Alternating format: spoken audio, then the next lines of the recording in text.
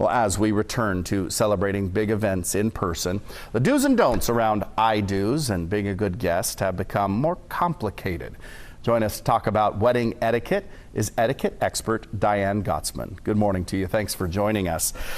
First question is, finally it looks like weddings actually may happen this year. I actually had to end up not getting married in Mexico last year, but in my backyard. But everything was fine. It was a great day. Folks can kind of move forward now. Let's talk about masks. Is it okay to put on the invitation, or should you put on the invitation, masks are required? If you want masks to be required, then you should let people know. So put it on your website if you have a wedding website.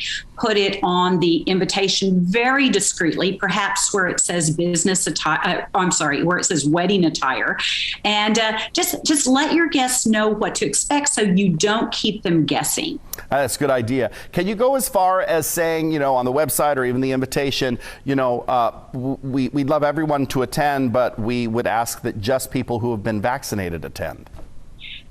You can, and these are complicated times, and if the bride and groom feel very strongly about that, and they have family members that feel the same way, and family members always come into consideration because we have elderly family members.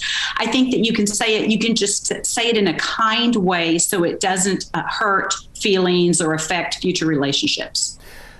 Could it be construed as rude if you, segregated people by vaccinated at this table, these folks haven't been vaccinated? Is that too far, or is that acceptable in these bizarre times we live in? Well, I think in general, we are having to make plans and think about being isolated still, even though social distancing is here and some of us are doing it and some of us are not. So it takes some planning.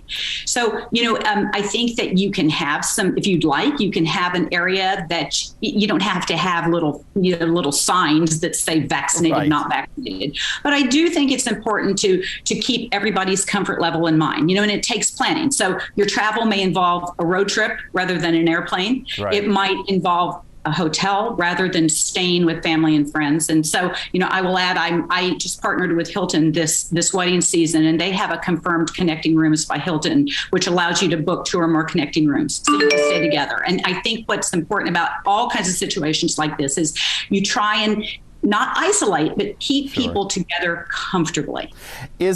Are we hugging? Is hugging back? Sometimes hugging is back. I will tell you that, one of the biggest questions I get is about greetings.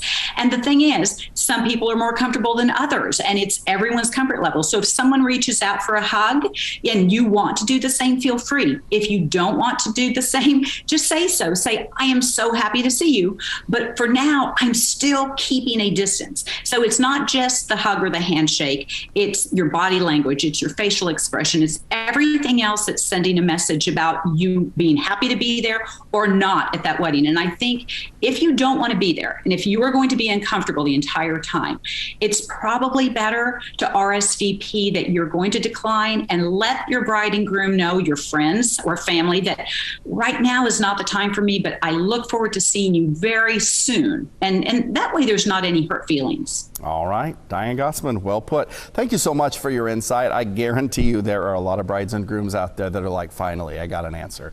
So appreciate your time today. Thank you. Thank you for having me. Absolutely.